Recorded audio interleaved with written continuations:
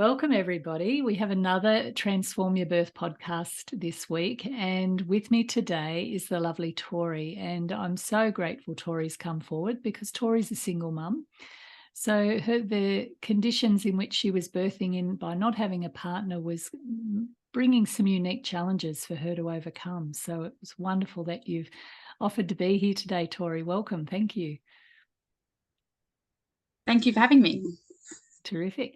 Now, you found yourself pregnant, Tory. How are you feeling about giving birth?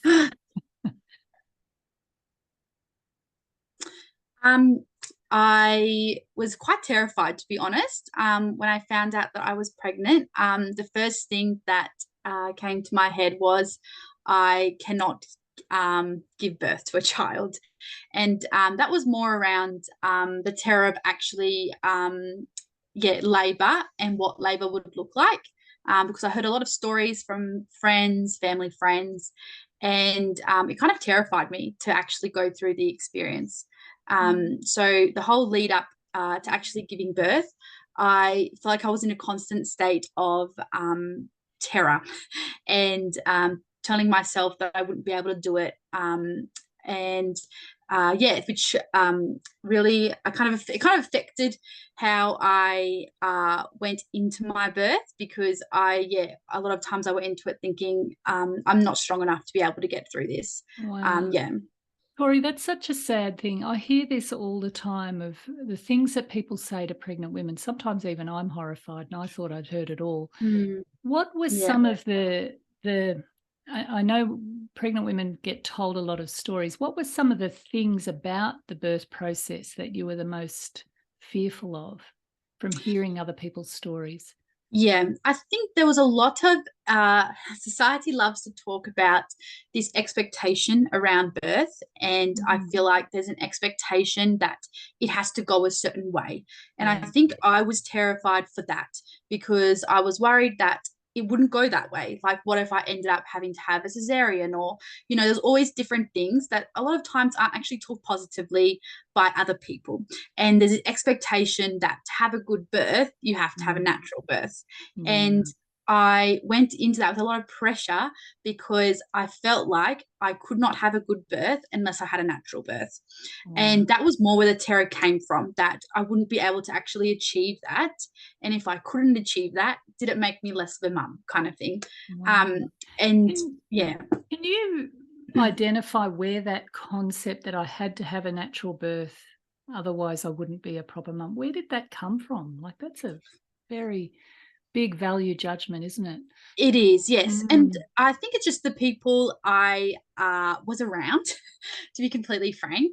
And I feel like a lot of, not even just people I know, but women I follow on social media, there's just a lot of expectations around natural birth and how beautiful natural birth is. And I'm not going to say that natural birth isn't beautiful. It is. But I just also believe that you shouldn't be defined by how you give birth. I feel like if you give birth by cesarean or by using an epidural, like, those still make your birth just as beautiful. It doesn't actually change the beautifulness of giving birth to a child by how you do it.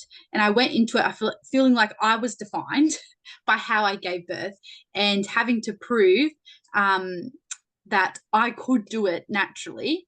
When now looking back, I wish I actually went into it being like, no, you can actually, it's a beautiful way, no matter how you give birth. Like, there shouldn't have been that pressure for that to be the expectation.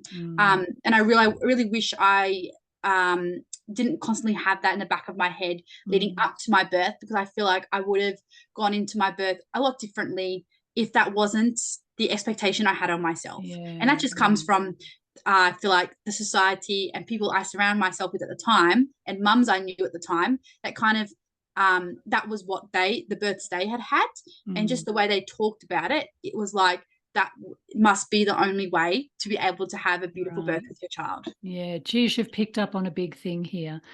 One of the things I've found myself doing over time and working with pregnant couples for over 20 years is I don't label birth. I see birth. So in other words, I don't use the word natural birth because I see birth as the welcoming of a child. And and every woman and her partner or people close to her, whoever she's with, has to walk this path of welcoming this child. And that path is a path where we're not in control.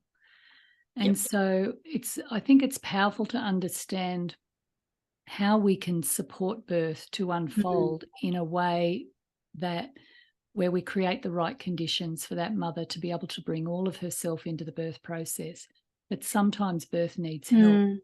And I'd watched it, I'd seen it myself, of women feeling like, because they'd had a cesarean or they'd needed help to push their baby out, that they didn't get it right, or they failed in some way. And that's not what this is about. No. It's not the type of birth that you have. It's what gets activated in the woman, making that transformation from the woman into the mother. And the mother is the bigger version of the woman. And so she has to go through this, what we know to be a rite of passage, which is a transformation, getting her ready to meet the needs of a newborn. Now, Mother Nature's given us incredible resources to do that. And if we can help women to access those resources, that's wonderful. But we have to appreciate that we're just not in control of the 100%. outcome. Yeah. And to see any other birth as substandard is like seeing one baby as substandard to another. And that's just not how life works. Yeah. So thank you for raising that. I really appreciate what you've said there. And it's great awareness that you've had now, as you can see how socially conditioned you were to feel that pressure to perform. Is that right? Yeah. Yes. Yeah. I felt kind of like, terrified, maybe terrified is too a stronger word, but really, I felt like it was a huge character thing on me if I didn't have my child without any help. And I think that's just so unrealistic. Like, at the end of the day, if something was happening to my baby and, she needed to come out straight away, I wouldn't even think twice about, taking a different route. And I just think that it's sad that that's the pressure that some people are given, that you have to have your birth this way, or this is the way you need to give birth to your child. It shouldn't matter. Like, as long as your baby comes out healthy and you're healthy, I feel like that's the only thing people should think about, especially when giving advice. Yeah, and that is true. I mean, we're always worried about the healthy mother, healthy baby, but health comes in many forms too. Yes. Not just being alive. Like mental health as well. Mental health and emotional health. And that transformative sort of period of time where women can make that transformation to being ready to step up to the needs of a newborn.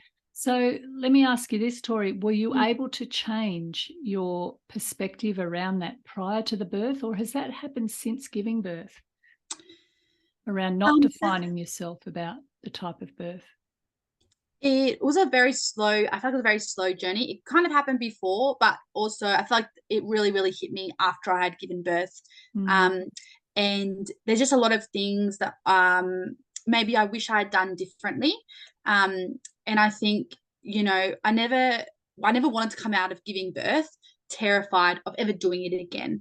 And I think because I put that expectation on myself that I had to do it a certain way, I actually came out a little bit terrified of ever doing it again. And I think that's because I didn't give myself enough grace or the ability to be like, okay, I'm actually emotionally and mentally not coping with this. I need to do something else about it. And I had the best midwife who said to me over and over again, Tory, if you need to have an epidural, if you need to do something, you just tell me and I will go and get that ready for you. She was so good about making sure that I knew that I was not defined by how I gave birth. Beautiful. But it was just the expectation I had on myself.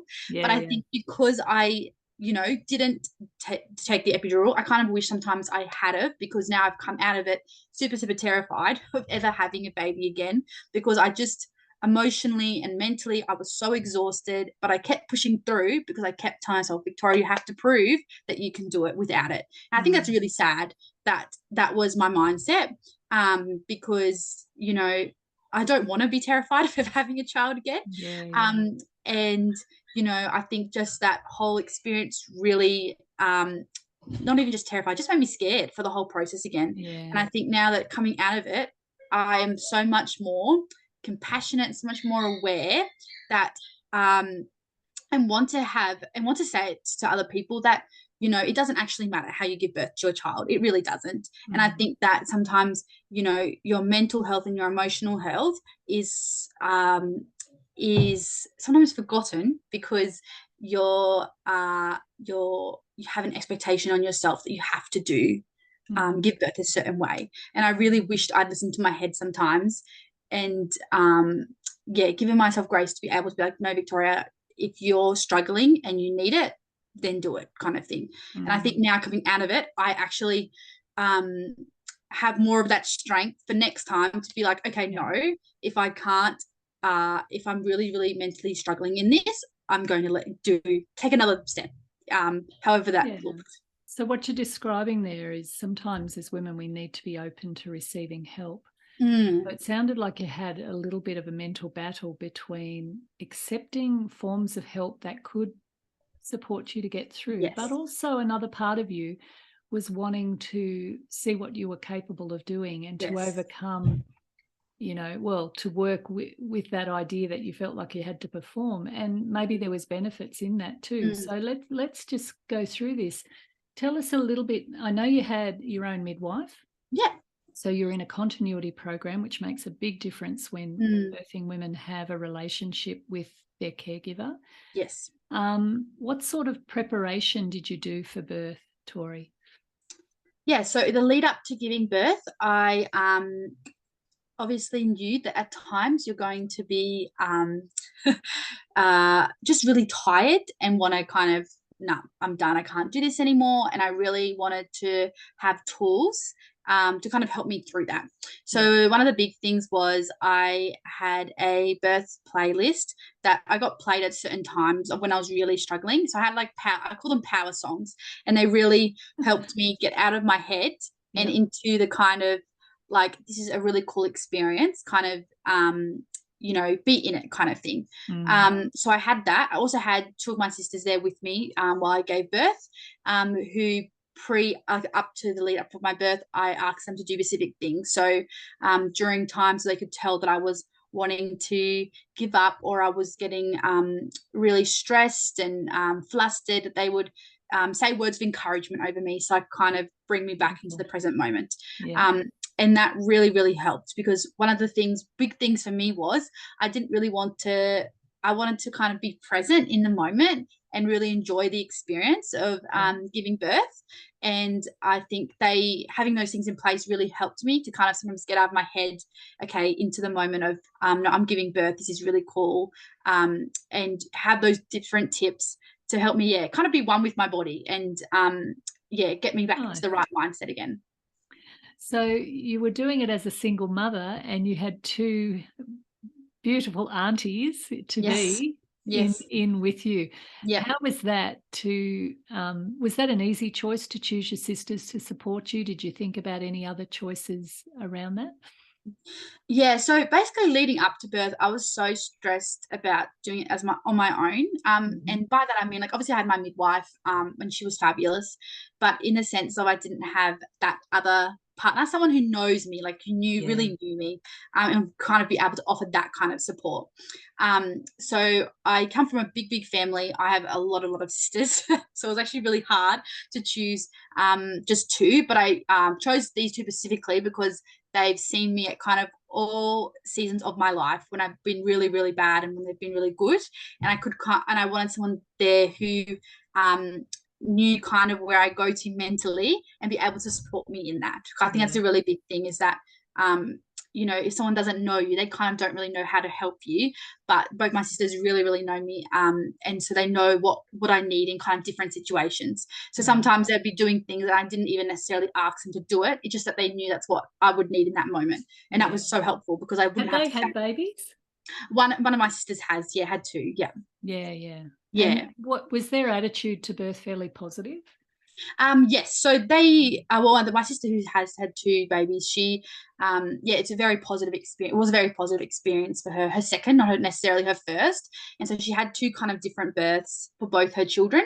And so I think that also helped too, because she's experienced two very different kind of birth stories. And so that was really able to help me help give me so much encouragement as well, because I knew, okay, she's experienced these different things. She's going to give me advice and stuff. And I know that what she's saying, she's been on both sides. So she's going to be able to give it from a good place kind of thing. Yeah. Okay. Well, tell us about the birth. The birth, well, it was long, which I think I really struggled with as well. So on my due date, I went into labor that night. So I didn't end up having any sleep, which was hard because I went into it on no sleep. And I think that challenged me as well, because I was very exhausted very early on. So I labored for about 10 hours before I was ready to kind of push. I had a water birth, which was absolutely loved. It was a great experience for me to be in the water. It's what I wanted, that calming experience. Plus I love water, love the ocean kind of thing. So I kind of wanted that to be a really big part of my birth. And so everything went like smoothly. We didn't really have any hiccups along the way. But was great throughout. I think towards the end, where you get to your final and you're almost there, I did find that really, really challenging. And I think now looking back, that kind of scares me a little bit, because I can take myself back to that room and in that moment where I kept saying, I can't do this, I want to give up. And I think that's why it's so important having my two sisters there, and my midwife as well, because they'll be able to come in those moments where I was like, I can't do this, I'm so tired. They were like, no, you're so strong, and say all these positive affirmations over me, so I could feel like I actually had that power within me to keep going, even though looking back I don't know how.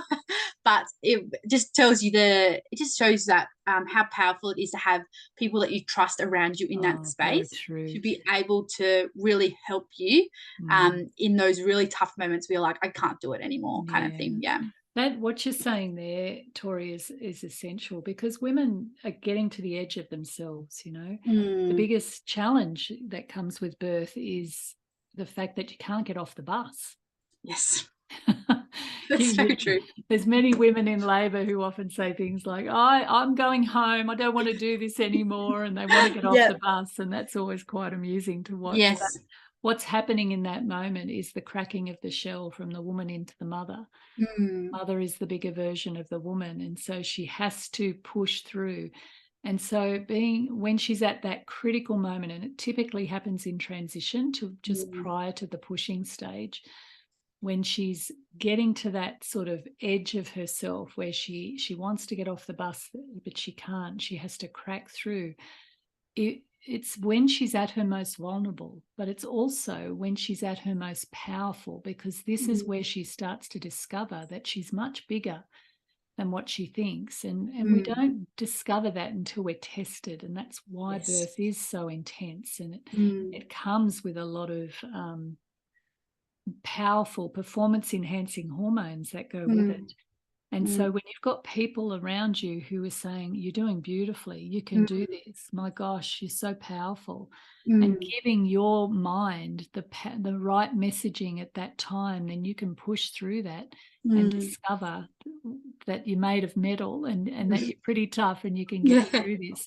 And the way people get this wrong is when they're surrounded by people who get too overwhelmed by the intensity of what they're seeing their loved one go through, and they're like, oh, this is too much, give her the drugs, give her the drugs. But what's the message going to that labouring woman is, you're not enough, you can't do this. When really what they're saying is, I'm not coping. It's not really about whether she's coping, it's about, I'm not coping with this because I'm seeing someone I love in what I perceive to be intense pain. And you can't even tell what a woman's experiencing in that moment, because it can be very loud, very primal, and very sound like she's, going through something awful, and she could be having actually a great time. So people trusting in the birth process and knowing how to do that is so essential. And it sounds like your sisters nailed that. Yes. It was like one of the biggest things. I was so glad I had them there, because like you said, it makes such a big difference to your whole labour by who you have in your room with you, and just the words they speak over you. is so powerful. Like, Yeah. I definitely would not have been able to do it without, Yeah. them in there. Yeah. Favorite aunties, I can Yeah. tell. That's cool. So tell us what about that moment when you met your little girl. It's so hard to describe because I feel like unless you're in it, it's so hard Yeah. to fully describe the feeling. I just remember this big rush of relief, and I like immediately burst into tears, and I was like, I did it, and I couldn't wipe the smile off my face. It was like all this months of stressing about this moment Mhm. was finally here, and it was such a healing moment for me. And I think leading up to my birth, during birth, I was so worried that I wouldn't be enough of a mother for her without having a partner. Yeah. And I think just even having my sisters there and giving birth to a baby really showed me that I'm a strong woman, that, I can do this. I can be a great mother. As long as you have the right people in your corner, you're supported by the Yeah. right people, you actually can do it. And for me, that was so healing because I really felt guilty for the fact that I couldn't give my child a part, like a dad and all that kind of stuff, Yeah. or another parent. But really, for me, it was such a big thing to acknowledge that no, she's got me, and she's got a great community around her. We're going to be okay, Yeah. kind of thing. Yeah. And that really all Beautiful. happens that moment when they put her on my chest, and I realized, we've got this. We can actually do this together, Yeah. and it might be okay. So Yeah. I love what you're saying there. Do you think the process of giving birth and without doing the drugs or without getting any help Yep. has helped cement that belief inside of you now that, 100%. Yep. yeah, if I can birth Yeah. this baby, I can Yes. bloody well look after it and keep it, That is so right. raise it. Yes. It was Yeah. that. Yeah. I think it really just made me look at myself and be like, Victoria, you did it. Like, you can do Yeah. it. And so stop letting other people's opinions of you and all this Yeah. kind of stuff Yeah. get in your head, because you are so capable of Yeah. doing it. So yeah, that was such a big moment for me. Yeah. Oh, Yeah. I'm so pleased for you that you discovered that, because it is so very important that we um, discover that as parents, because the demands of a newborn, as you now know, and raising a child are high. They're taking Yes. us from a me orientation into a we orientation, where we have to Yes. be, very mindful of our children and Yeah. give them the best start that we can. I'm so Mm, pleased for you. mm. What did you learn about yourself, Tory? Ooh, I think one of the biggest things was that I learnt that I'm so much stronger and capable than what I give myself credit for. And I Yeah. think the biggest doubter I have is myself. Like, I always, tear myself down. And I think for me, giving birth was such a powerful moment for me to realize that, I'm actually a really strong woman, and I can get through. If I can get through that, I can get through kind of anything. Yeah. And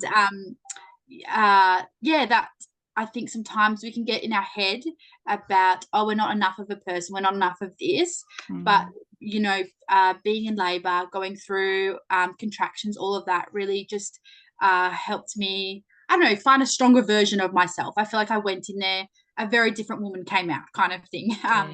And even looking at myself pre-baby, I've just changed a lot. And I think birth really helped me in that, because I feel like in that moment I had to step up, and Yeah. I had to pull strength out from somewhere, but I did. And I think that's really changed me going into now being a mother Mm. and raising a girl, that I'm like, I want to kind of instill that strength into her, and Yeah. give her that confidence that, that we are capable. And yeah.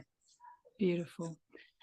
What would you say to a single mother who was pregnant? Because I have a lot of them in my community, and I like to once again really send positive messages to them about their abilities. What would you say to a single mum? Wow. A few things. I think for me, as a single mother, I think it's so important that you surround yourself with the right people, because I have been on the other side where you have people telling you can't do it, you need someone else to be able to raise a child, and I fully believe that you're the best person to be able to do that, and that as long as you have a great community around you who can help you, give you breaks, be really supportive, then you can absolutely do it. And I feel like there's this sometimes misconception that you need someone else, but you actually don't. Like you and yourself have so much strength to be able to raise this child, and you've been given this opportunity to raise a child. And even though it may not be how you thought it would be or how you wanted, that child is going to be so blessed to have you as a mother. And I think that's something that I'm learning as well, that, I have a great community around me, and I'm no less of a woman because I don't have someone to do it with. And that's something that took me a very long time to, I guess, come to terms with, that I didn't need someone else to be able to be a great mother to my daughter, and that I can be that without someone else. And I feel like that's the best advice I can give a single mother, is that, or a single parent, is that you are the best parent to be able to lead your child, to be able to support your child. Beautiful. And get plenty of support. That's right. And be able and reach out, because I'm so bad at asking for help and stuff, but it's so important to be able to reach out to other people and ask for help as well. And I think that's one of the biggest things I learned, was that you can't do it on your own. Like, raising a child is really, really hard. Looking after a baby is very hard. And I think just even having different people that you can reach out to and be like, okay, can you give me a break? Can you do this kind of thing for me? It makes such a big difference to, me being 2 months in now and feeling like that I can actually survive and get through it. So true. It's not natural even for a couple to do it on their own, let alone a single mother. But asking for help can be quite a challenge. And and I think, you've spoken a lot today to mindset and beliefs and that conditioning that we can sit with. And so as a single mum, we can assume that, well, if I can't do it on my own, I'm not good enough. And so that can actually prevent women from actually asking for help. But even couples need to ask for help, so let alone being a single mother. It's not a natural thing. We are social creatures. We really should be raising our children in a village. Yes. So we've got not just, a couple of other people, but a whole village to have our babes in arms and to give them that love. And I would encourage any single mum listening to this today to create your village. It's a very big part of the work that we do at Transform Parenting, which is to create a village. We actually have a membership, and our single parents in the membership get it discounted, and as a way of just supporting them. I was raised by a single mum, Tory, so I have huge respect for single mothers. Beautiful. Well, Tory's story today is a great example of the power of one. She came into the birth with her head full of all sorts of stories around pressure to get it right, pressure to have a natural birth, pressure to, be able to do it without help. And she was fortunately able to access the continuity program, which gave her a really great midwife who helped empower her with different ideas and strategies to manage the sensations of labour, and gave her permission to ask for help.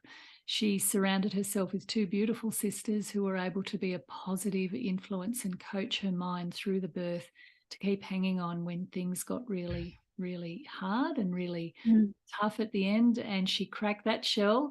She turned from the woman into the mother and was able to welcome beautiful little Harper into the world in a way that really helped her to heal from the pressures and the criticism that she had of herself, to realise that, no, I've got this. And as a single mother, a single parent, that's such an important message for you to hold within your heart as you go through this journey with little Harper. So thank you so much, Tory, for sharing your story with us today.